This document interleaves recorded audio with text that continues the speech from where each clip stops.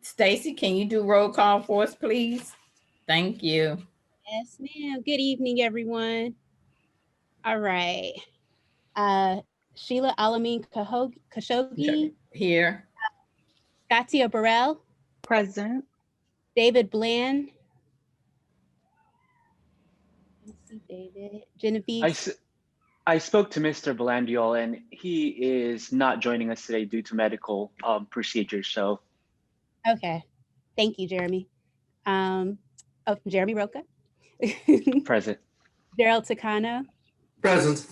Sean Ingram. All right. Greer Webb. Present. Deontay Thomas. I'm here. And Johnny Thomas. All right. Present. So, thank you. It looks like we have a quorum. It looks like the only folks we're missing are David, Genevieve, and Sean.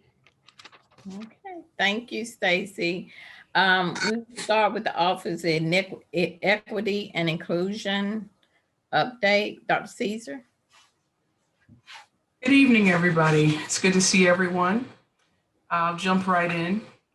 So the first thing I want to do is to introduce our brand new RPD liaison. We have Major Thomas Vestal, who's on the line. So Major Vestal, if you could turn on your camera and introduce yourself to the group, that would be wonderful. Good evening. How's everybody doing tonight? Yeah. It's a long day, but we're hanging in there.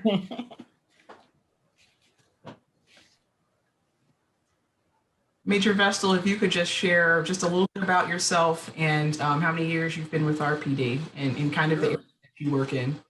Absolutely. You may remember me from the Citizen Police Academy orientation. I'm the major over the Office of Professional Standards. Office of Professional Standards is within the Chief's office, and specifically my unit oversees internal affairs, accreditation, and inspections. I've been with the police department as of this past weekend, 27 years. And I've been serving in my current role for about 14 months. Thank you. Well, we're really excited to have RPD representation. I know that you're going to be a wealth of information and assistance, particularly as this group begins to review policies. The next update I want to make is in reference to the February 16th City Council meeting, where you all will present your work plan. And so I just want to remind our chair and vice chair that we would need you all present. We meet in council chambers and we're working from a socially distanced podium. So I'll provide you all with instructions on, how to come in, where to sit, and all that good information. Typically, I will kick you off. I'll just introduce you guys and I'll give kind of the history of where we started and how we got to the board. And then I will turn it over to our chair, Sheila, and you'll be able to talk about the work plan and what you all have planned for the next, I think it is 6 months until we get into the next fiscal year. Typically, these presentations are short, probably about 5 to 7 minutes, just depending on the content. We invite everybody to watch virtually because, again, council chambers is technically closed except for speakers coming. So Sheila will get more information to you, and if you're available to attend as well, that would be good for both of y'all. And that's February the 16th. Demetrius will go ahead and get you guys set up into Board Docs. And Board Docs is our agenda system. So usually there's a little blurb and then there's a presentation. If you would like to create a presentation, we can work with you on the slides and getting that set up. Or if you just want to speak, you can do that as well. So I'll leave that up to your discretion, Madam Chair. And let's touch base probably sometime, I'd say at least a week in advance of the event so I can make sure we provide y'all with the information. And then the next thing I want to talk about are some of the requests. So last month, the board composed a memo, and that memo went up to city leadership and council, and the focus was on requests. We had an issue around non-public policy and what the direction would be going forward because, we're still new, we're still developing what this is going to look like. I've invited the city attorney to join us today because I think there are some things that she can address around privacy and security that can really address some of the concerns here. As of today, we know that we won't be able to view those policies. And in terms of the number, we've got 10 policies that are non-public. There are 141 other policies that are public. So I wanted to point that out. It's less than 10% of the policies. And they're really all in the same vein. And then at some point, if we ever run across policies that are non-public, then we can count on Major Vestal to give us, just a synopsis of it and give us some guidance in terms of that review. So I'll turn it over to Robin, City Attorney. Okay, thank you, Dr. Caesar. I'm to just sort of explain how public records work. And under the North Carolina statutes, certain things are documents that are available to the public and anyone. Other ones are specifically carved out and they're not public records. And when something's not a public record, it's very limited as to who can see them. And there are a number of different categories. The policy that you inquired about was the RPD policy on special events and dignitary security. And basically what that is it talks about if someone like a presidential candidate, the president, if it had an event, and Tommy, you can probably fill this in better than I can, but where there might be a crowd or something very important where the security has to be very secret. So that falls within one of the exceptions to the public records, which is, there are two provisions. One is called sensitive public security information, and the other one has to do with police sort of security. And so those are policies that really no one gets to see. And so we can't release those. And the reason is it could compromise public safety if that anyone outside of a very small amount of people knew the procedures to keep things safe in these circumstances. So I just wanted to let you know it's not your board or anything else. These are just policies that are not available for anyone to see. We talked about it. I mean, even the city council doesn't really have access to the policy except in some extreme situation where the chief of police might allow them to be released. But there are many, many other policies that are available. This happens to just fall in this very small area where public safety and security could be compromised if they were released. So, and it's a legal thing, it's a statutory thing. And I don't know if Dr. Caesar or Tommy, you have anything else to add about that? No, thank you, Robin. That's generally it. That specific policy is just like Robin mentioned. It deals with special events, dignitary protection. Primarily, it's goes over the sort of the rules and regulations and just the policy oversight on supervision, planning for the event, coordination with other agencies, intelligence gathering, things of that nature. So obviously just the subject matter, whether it be a dignitary or whether it be a public event that's planned, just say, for example, on Fayetteville Street, downtown, the specifics of that we would not want to be out into the public's eye because that would therefore compromise our ability to plan and ensure a secure event. Well, and I would say, sort of as an aside, it really would be something that would be a heavy burden to know because of some of the, tragedies that have happened recently and in years past on these types of events. So it's the reason to keep it private and not for public or any distribution is actually a very good one, I think. I have a hand raised, Greer. Yes. We can't hear you. Thank Go you, Madam ahead. Chair. I'm sorry, I was on mute. I just had a question for the city attorney, if she would. Just kind of going forward, and I guess my question is in two parts. And I don't know, maybe this question is more for the major as well, but I guess the first part is, so recently City Council sent a letter to the 3 branches of government, but specifically highlighting the legislature. And I'm using the Durham Police Review Board as a focus here. They can review personnel and non-public policy. And so do you know what it would take if it's the Wake County delegation or the General Assembly at large that would have to approve or allow the public to see policies like these? That's the first part. And then the second part, I guess for you or the major is, I guess the whole push behind this board and the reason it was so quickly formed had to do with the protests regarding last summer. And we know there were no special dignitaries per se at the protest surrounding the George Floyd event. And so I think it's just difficult, going off on a bit of a personal note here, to understand how we're supposed to review policy in regards to police actions at mass gatherings like protests if we're not allowed to see the policies that we've been told by multiple people within and outside of the department specifically relate to those events. Well, I suppose you could ask the General Assembly, but I don't know, you would have to have the support of the city and city chief and the city manager and all of that. And, you know, the protest, I think, is maybe one event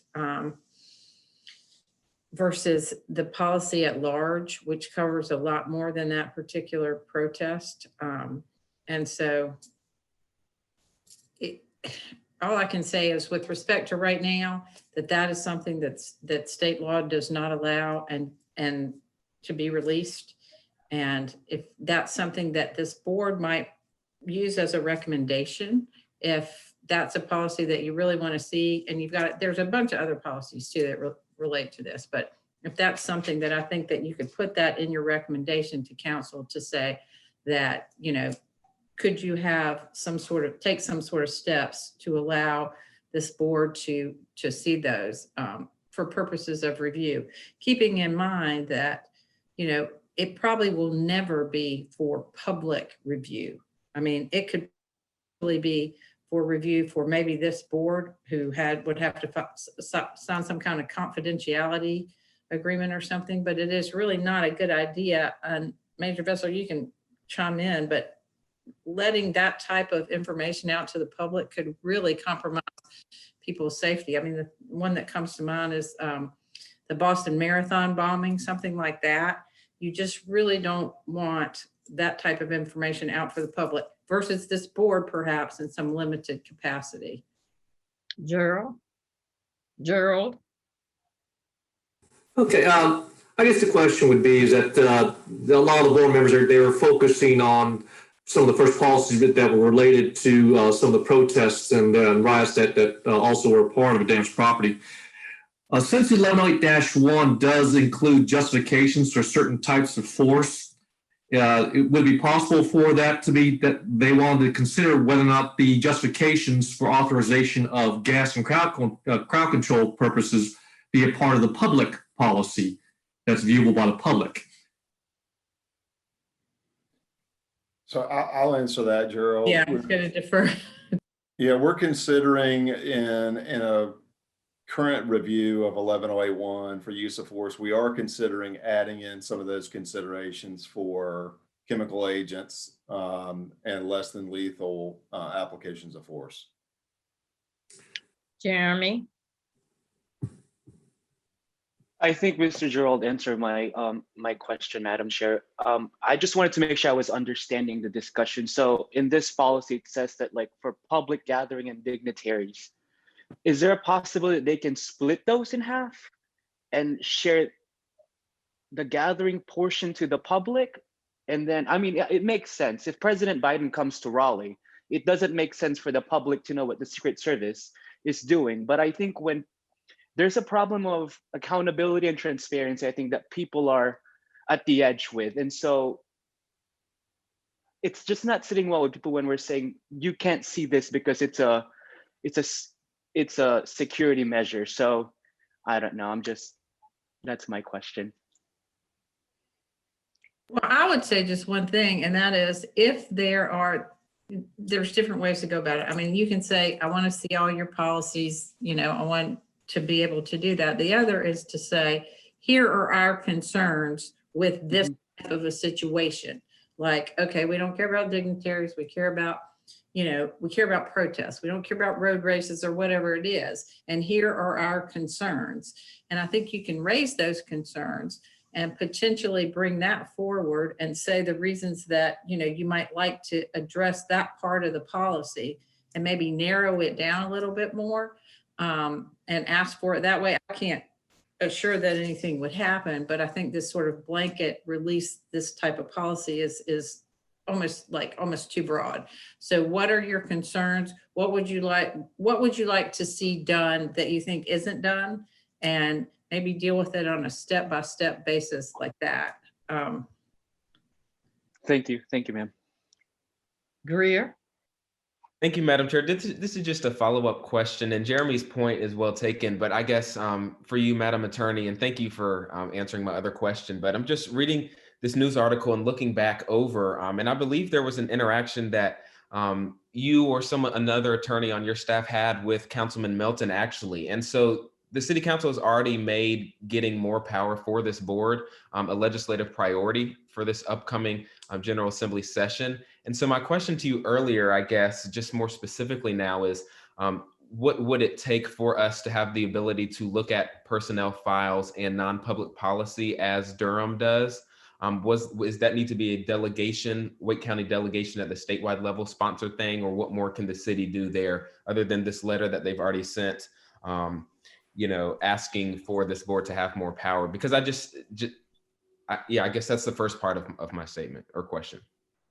Well, there are two different parts to that. There's one that has to do with the police review board that reviews officer conduct, which is what the letter was about. And that is on the League of Municipalities, I think, legislative agenda. And there's also Speaker Moore has a commission on that, or a committee that's looking at that. So that's definitely going to be something that is in front of the General Assembly. Whether they will bring that up or not, I don't know. That has to do with a police review board that deals with complaints of individual officers.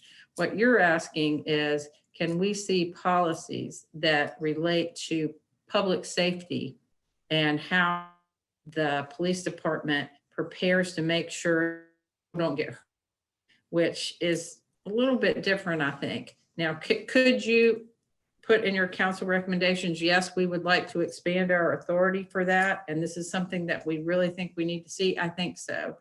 You could ask the council and ask the chief of police and the manager, how that's going to work. But just to be able to see how RPD is dealing with how to prevent the public from getting hurt in these circumstances, as opposed to how they're dealing with individuals, I think is a little bit different. And Tommy, you want to chime in on that? Yeah, I agree. We do have a policy, 11071, which currently is titled Response to Disasters, but that specific policy is also under review. And the reason I mention it is we're looking at making some changes to that policy to sort of show the groundwork for a natural disaster, but also a civil disorder type event. So it would sort of lay the fundamental groundwork or provide the fundamental procedural groundwork for the way as a department we would react or respond, which as of right now is a public policy. And I believe that the revision would also be public. That may give you some of the things that you're looking to see. But as it relates to the actual nuts and bolts and tactics and procedures of the way a particular special event or operation is managed and policed, I don't know that there's a scenario where we really want to release that specific information. If you release that information to the public, then and you understand the behind the scenes operation, then you can easily then design a way to compromise that operation if that was your choice to do so. So the reason for that being not public is just for that, to do our best to ensure the public safety. I think the revision to 11071 though may, or excuse me, 11072. I think I may have misspoke.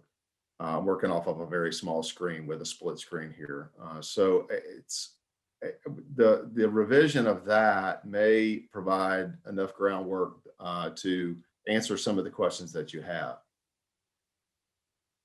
Greer, you have another question? Thank you. I do. I appreciate that answer.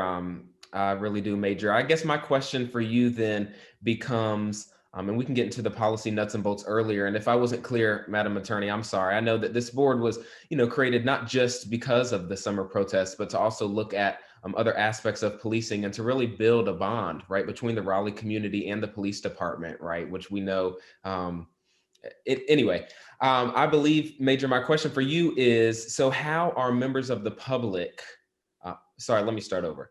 Who checks the police officers or police units when incidences of misconduct arise that are centered around those tactics that the public does not have access to reviewing the policies?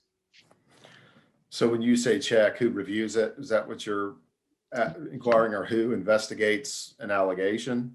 Yes, sir. Who deems that certain actions or certain inactions are in line or not in line with the policies of the complete set of policies with the Raleigh Police Department? Sure. So any supervisor or any employee can observe an action by an officer and feel like there's a violation and bring it to the attention of another supervisor or directly to internal affairs where I work.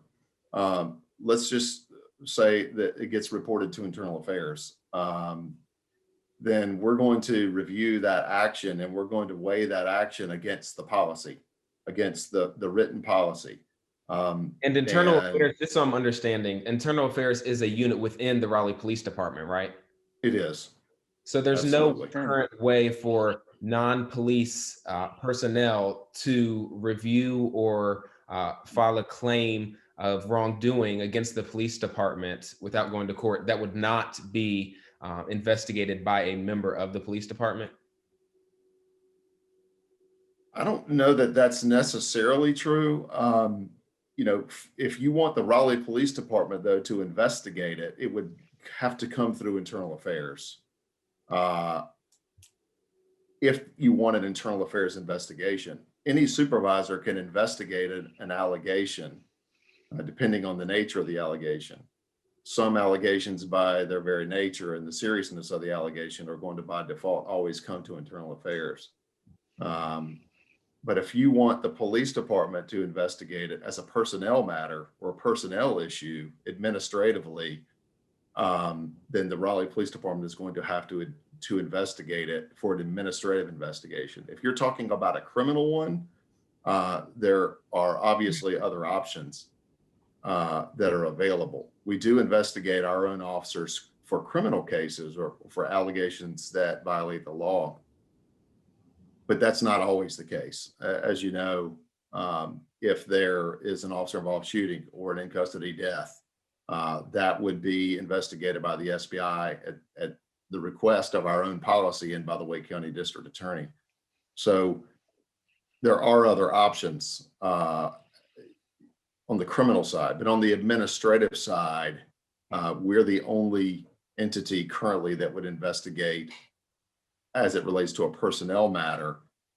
The only exception to that may be an internal, something that was generated internally by another employee that may be investigated by City Human Resources. That's just right off the top of my head, that's the only other option that I can think of from the administrative side or an administrative allegation that may be investigated outside of the police department itself.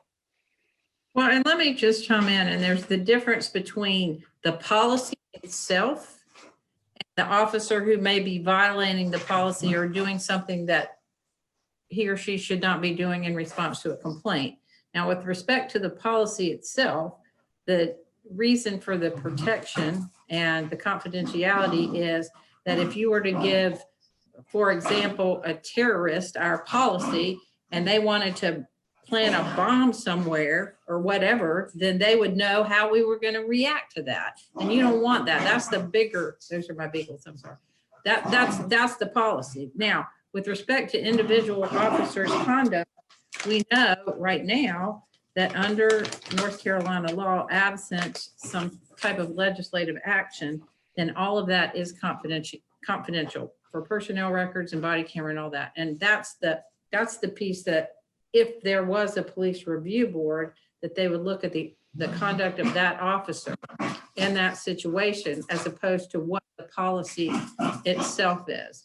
And I suppose if there was a police review board and they would have to be subject to confidentiality too, because anything that they did would not be public as far as reviewing personnel conduct, that they would be able to look at that policy at the same time and decide whether or not it had been violated or not. So there's the policy itself, and then there's the action of the individual officer. Gerald? Oh, no, the Major Vessel already answered the question that I had Okay. the last response. Okay. I have one comment and one question, and then we'll move on.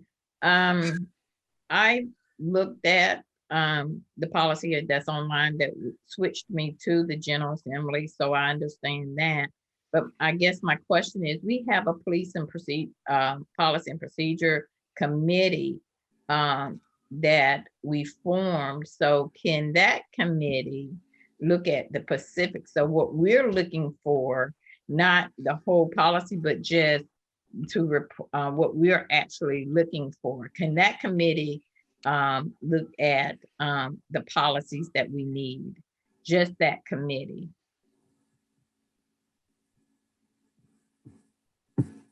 I don't know what committee you're talking about. No, we formed a policy and procedure committee. Oh, within this particular subcommittee. So it wouldn't be everyone. It would be only the policy and procedure committee that will actually look at not the whole policy, but exactly what we're looking for, which would be tear gas and use of tear gas.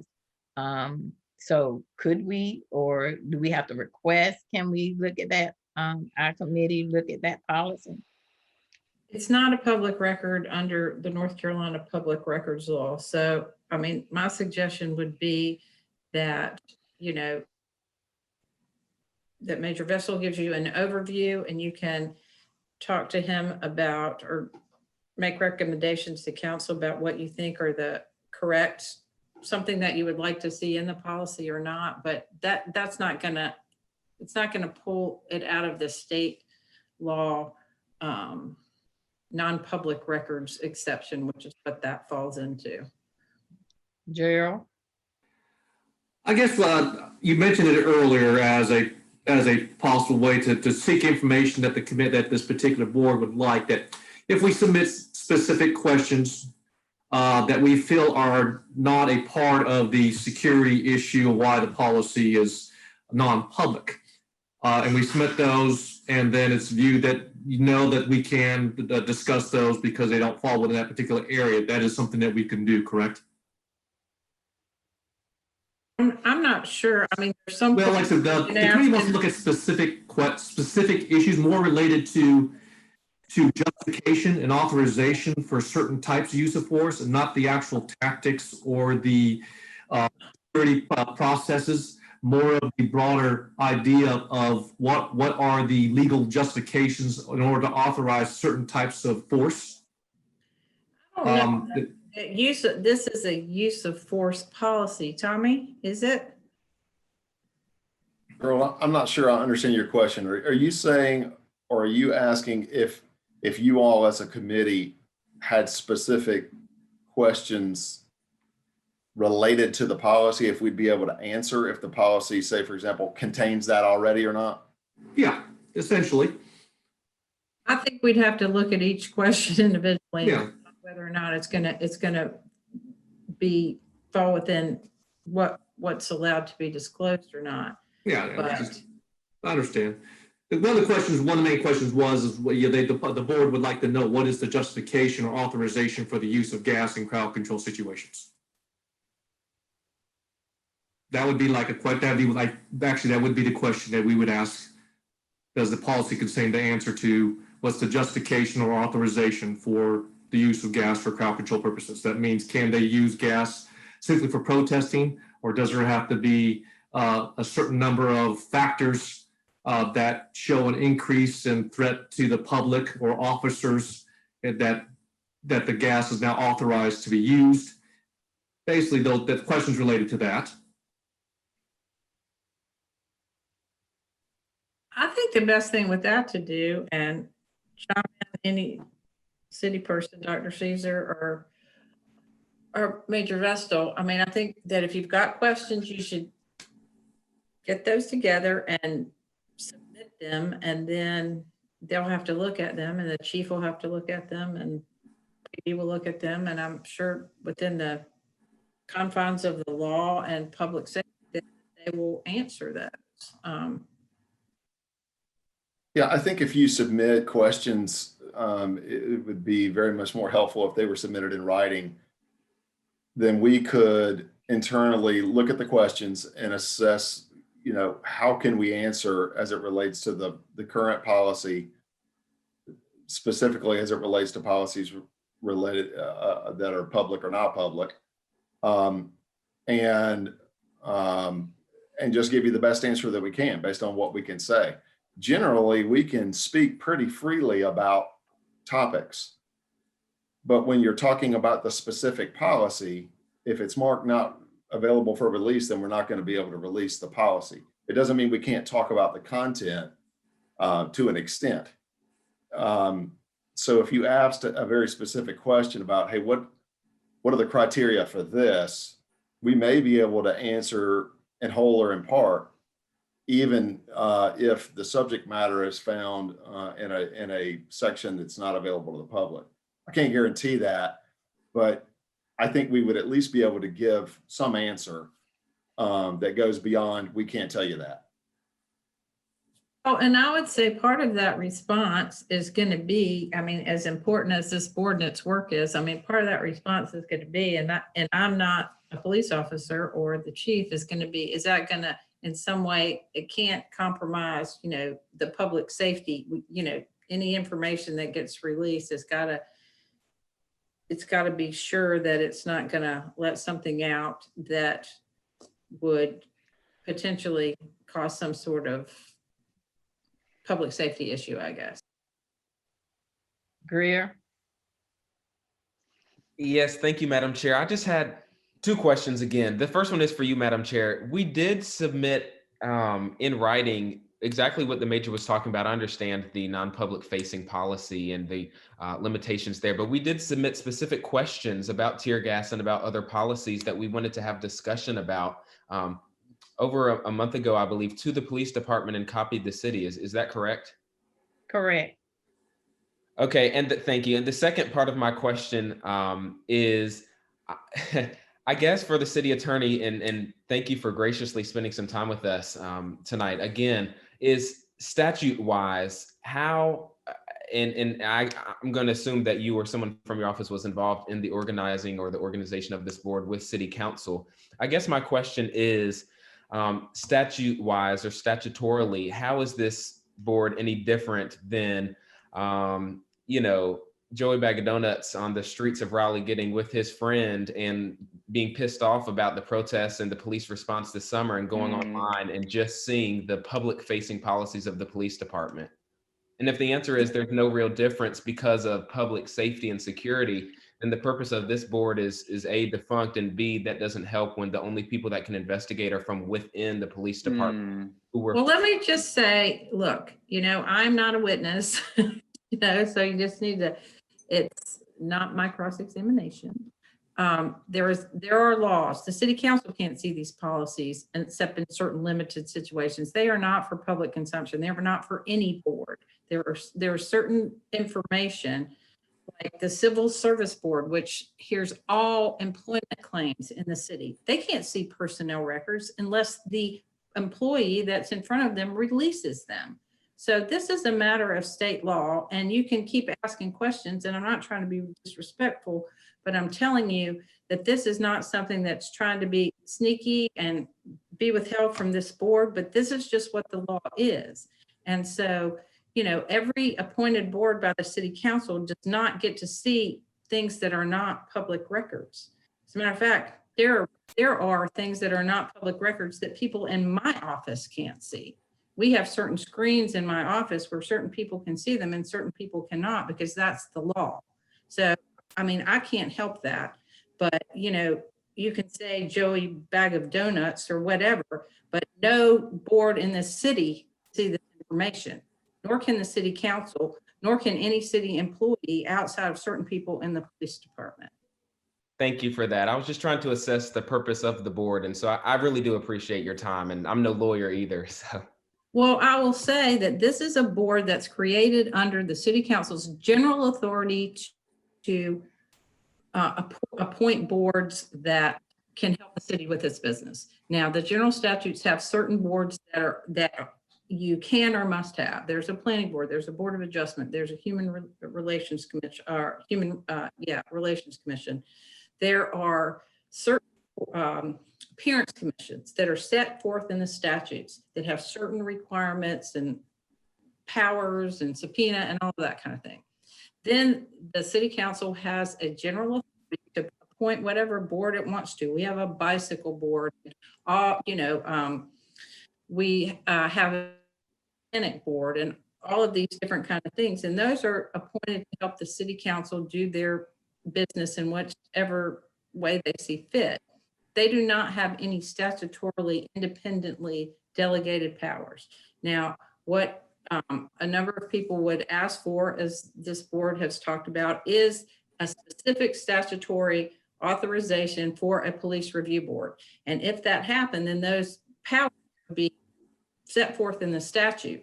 But right now, basically, you're not a citizen off the street. You have been given a charge by the city council, if you will. But as far as, you know, being able to look at records that aren't public, that's just not something that we can legally do right now. Scotia. Thank you, Madam Chair.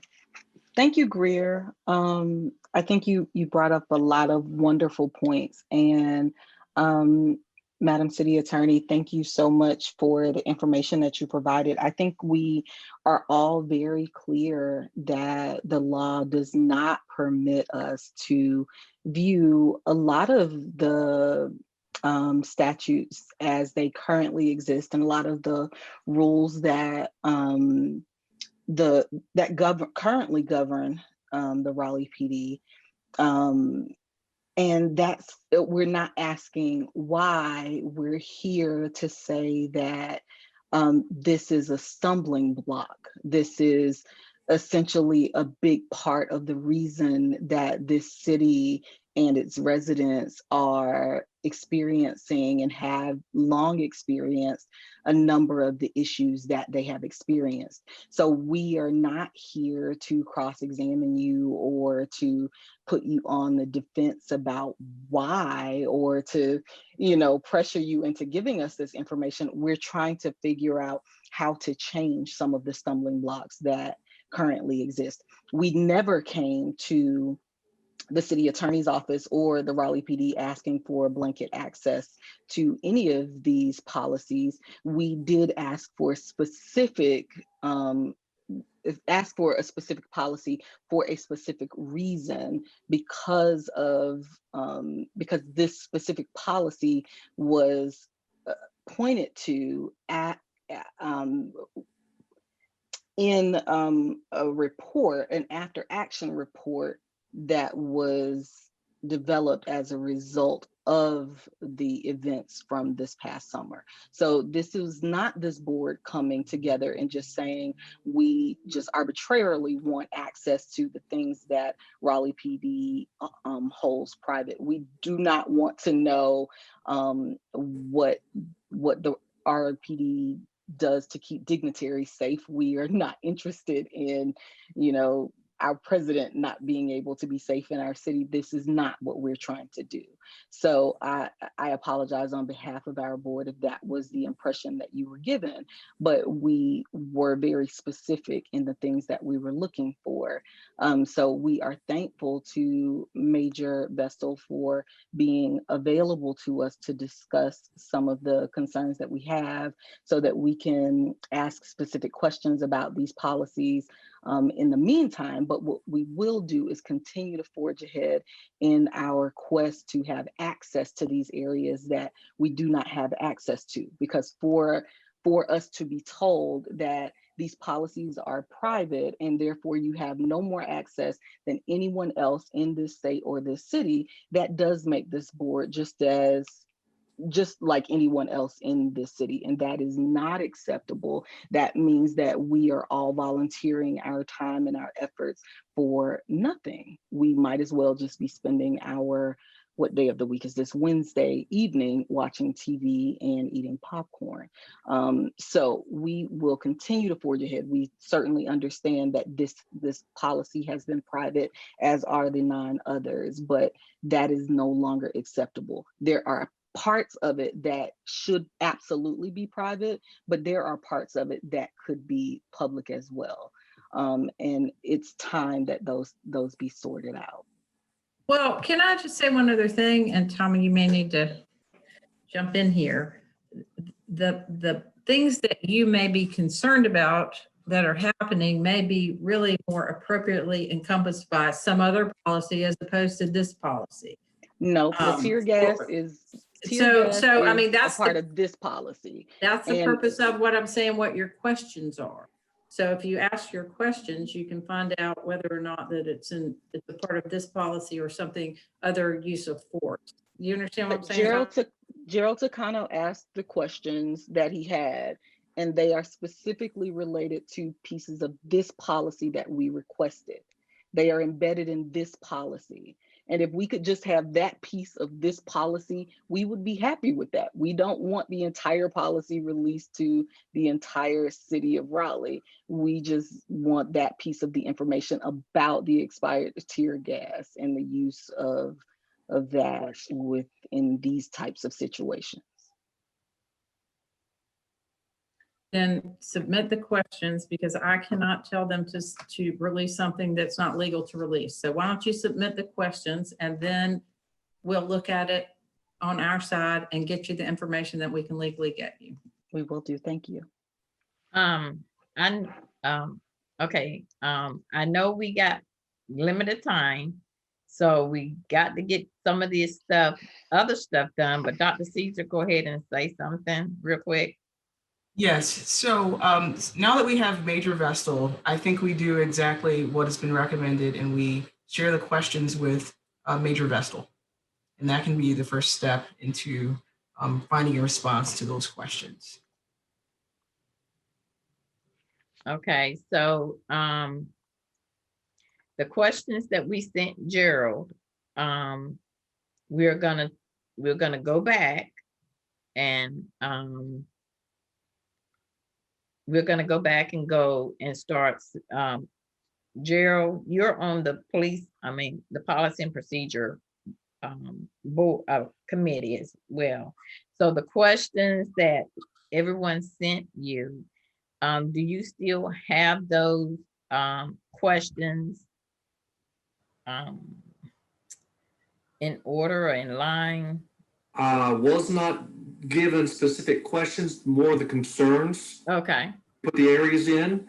I'd be more than happy to develop the specific written questions in order to give to the major for to assess whether it falls within the restricted area or not. Okay. Well, I'll go ahead and create the specific questions themselves to submit to the major for his determination. Can you do that? The concerns, can you formulate them into questions specifically? Mm-hmm. That way the major can actually review them and let us know whether we can look at that particular piece and give us more information. Mm-hmm. I'm gonna take one more question and then we're not gonna discuss this anymore. Greer, you got one more question?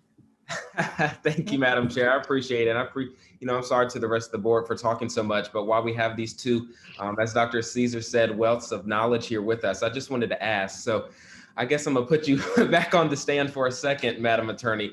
Just per the general statute that you mentioned, 160A-168C4, could you help us understand why we couldn't be sworn in? And I'm talking about this board, why we couldn't be sworn in and have a do not disclose session where we could look at certain policies that are non-public. It's referred to publicly or colloquially, as a gag order. Is there a reason why we can't do that like other municipalities in the state do on certain policies per that statute? Those police review boards are statutorily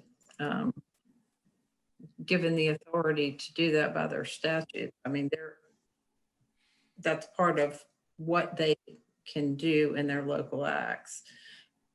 I will say that none of those local acts at this particular time allow them to see any body camera footage because that all was before then. But it's just a state law, and we don't have a state law in Raleigh. I mean, we don't have that local act in Raleigh. So right now, this is where we are. And again, what I would like to say is if there are questions and things you want to know, I think that you should ask them specifically, and then RPD and Major Vessel can look. And it may be that your question is addressed by a policy that's not even this policy at all. I mean, Tommy, do you understand what I'm saying? Yeah, so, not every policy is going to contain an answer or address probably all of your concerns, or your specific concern or your specific question may not be addressed in policy. Which brings up the opportunity. I think that certainly a function for the board could always be, in the absence of being able to view the specific policy, you as the board could certainly formulate a specific directive that you would like to see in the policy and submit that to us for consideration. I don't think that would be a problem at all, and that may be a more productive method of going about some of the things that you're doing. We receive recommendations from members of the public frequently about this, your policy should incorporate this, and normally, or I would say normally the policy already addresses the things that the public or folks would suggest that we have, but there have been occasions where we've received a suggestion and hey, that's a good idea. I don't think you have any less of that opportunity. In fact, you have maybe particularly a better platform for that. But if you as a group or as a board have a consensus statement on specific areas or topical areas that you think we should incorporate, we would certainly receive those and take them into consideration. Well, and my point is that you may say, okay, well, what is the use of force for X or Y? And you may very well say that, oh, that's in a public policy or not a policy that falls within the confidential policy. So I know that the secrecy of it is sort of intriguing because it may be like there's all these like things in there that we need to change. But I think if you put the issues and the questions in front of the police department and the chief, then they can say, oh, okay, that's covered by this, or this is covered by that. And it may very well be that it's not all in this particular one. You may be able to cover it in some other policy that you have full access to, is I guess. Okay, I know we're getting ready to run out of time and we have to finish this agenda. And I'm sorry if I'm cutting people short, but we must continue this. Dr. Caesar, you have any more updates? No more, Madam Chair. Okay, we will have the approval of the last agenda. The agenda for this month. which is January the 27th. Do I hear a motion to approve the agenda? Motion to approve. Do I hear a second. second? All I say, second. all in favor? Aye. Aye. Agenda is approved. The approval for the minutes from previous meeting, December the 16th, 2020. Do I hear a motion to approve? I motion to approve, Madam Chair. Do I hear a second? Second. Okay, all in favor? Aye. Any questions? Okay, I'm gonna just say that if y'all don't need me anymore, do you need me anymore, Dr. Caesar? Am I? Thank you so much for you coming. may be excused. Okay, y'all do your business. Anytime you need me, just give me a holler. Thank you, thank you. Good night. Good night. Okay, we asked Demetrius. Someone second. I'm sorry. Scotty, you did. All in favor say aye. Aye. Okay. So Demetrius, staff report. Hey, good evening, everyone. Just a brief one. Dr. Caesar already mentioned it, just the work plan. This evening, you'll be voting on it later on to just approving the work plan that we discussed last week during the retreat. Sorry, the week before last during the retreat. And that's the only update I have thus far. Thank you, madam. Okay. The report that we're having now is the retreat. Have anyone have taken a look at the retreat minute notes report? All in favor of approving the retreat report? May I hear a motion? Motion to approve. Second, I'll second. all in favor? Aye. Aye.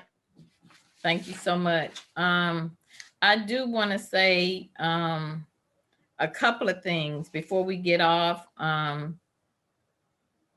know it's a lot we wanted to say tonight, and I read some of the questions and some of the comments, and I'm gonna give an opportunity to Johnny Thomas because he did write something to just say what he needed to say before we get off, because I think it's very important that every committee person explain their feelings. And I know, Greer, we have public comments as well. And so we'll get to that in 1 second. Okay. Mr. Thomas, Johnny, can you speak what you said, what you was saying in the chat? Yes, ma'am. What I was asking is if we can, when you apply for an application to get the information and it's denied or there's some issues about it, is it possible to move it toward a court and let a court weigh in and decide, yeah, this is out of the preview of a board, which is done on many levels of government anyway. And I kind of feel that some of the members here feel the reason they can't see a policy is the RPD has a loophole in case they use force and someone passes away, someone dies, that there's nothing that can be done about it because you can say, well, that was just a policy. There's no liability because they was following a policy. And I believe I might be wrong, and maybe it's me because I feel maybe a little bit that way. I respect the fact that they have to have stuff. They have to have stuff with security kept private. I'm 100% supportive of that. But I want to make sure that if they do something and it results in a loss of life, that we have some way of saying, okay, we saw that, we know this exists, this needs to be changed.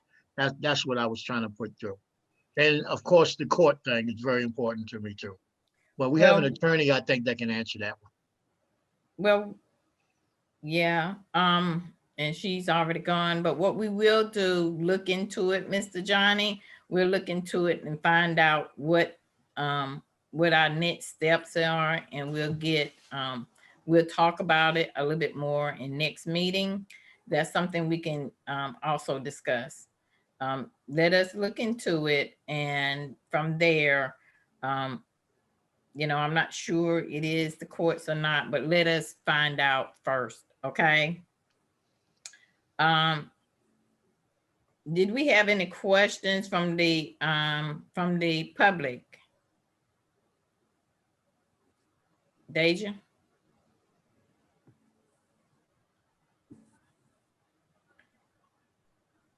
Do we have any questions? Asia, Do we have any? there's a couple of things in Q&A. Okay, I Chat. somehow I can't get it. Can someone get it for me? Okay, there's just a few comments here. We've got a couple from Dawn Blackgrove. Mm-hmm. And it just speaks to there's no statute that prohibits oversight boards. If you don't have access to the policies, how can you ask specific questions? And then there's an attendee that has given a North Carolina General Statute 132-17. Sensitive public security information basically contains specific details of public security plans or arrangements or detailed plans or drawings. So it's understandable this information not be disclosed publicly. But why is it that the parts of the policy that the statute does not cover cannot be disclosed? And why do I get the feeling, I get the feel city staff is dancing around the allowable part of the policy? That is what is in the Q&A section. Okay. So the public has concerns as well as we do. So we have to work diligently about how we're going to respond for our next meeting. Gerald gonna do some, formulate some questions so we can get them answered through Major Thomas. Deontay, yeah. You got a question? Yeah, well, a quick comment just based on what we said and other like questions in the chat. It was brought up multiple times that this board should, you know, ask these questions. I think we had already discussed the fact that we wanted to know, we didn't want to put forward a policy that was already in a policy, but how can we know what things we are appropriate to put forward without seeing the policy? And I think that's kind of been circled around multiple times. And I just thought it would be appropriate to, you know, say that again, because we've already discussed that as this small board. I think that was Greer that had brought that up before. Like, we don't want to look like we don't know what we're talking about when we're asking for these policies and making these recommendations. But if we're going to get stonewalled on that front, then what do we do? Yeah. Gerald? I just want to make sure, remind the board that if you have a specific question related to the use of tear gas for the crowd control purposes, that you just go ahead and forward it to me so I can compile it to send back to you, Sheila, that you can submit it forward to Major Vestal. Can we please make sure to write what you said, Gerard, on your question? The one, that exact question, please. He wants you to write on in the chat for him what you said. And Madam Chair, I know it's 8 o'clock, and I just have a question. Have we heard from the city about the hiring of our police chief and our involvement or lack thereof? I know we have to close, but our next meeting is not until next month, so.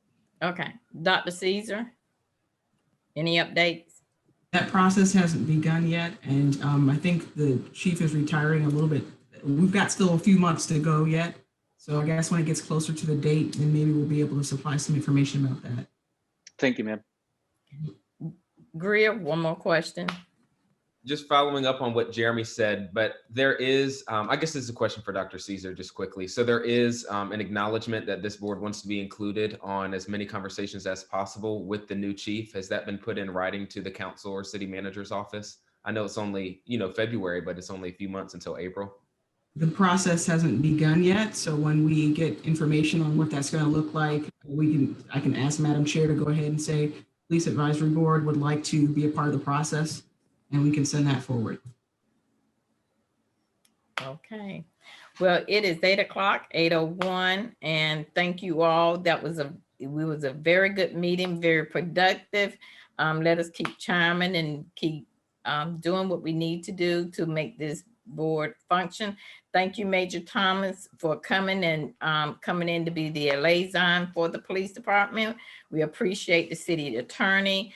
We're just gonna keep working at, and hopefully we'll be able to get Major Thomas some actual questions specifically that he might can answer for us. And we thank everybody, and this is a good night. So the next meeting, I'll probably be already done went to council correctly. Yes, for the work plan. So I'll be trying to get in touch with the board beforehand, just kind of touch bases. Okay. So everybody have a good night, and thank you so much, and thank the public. Have a good night.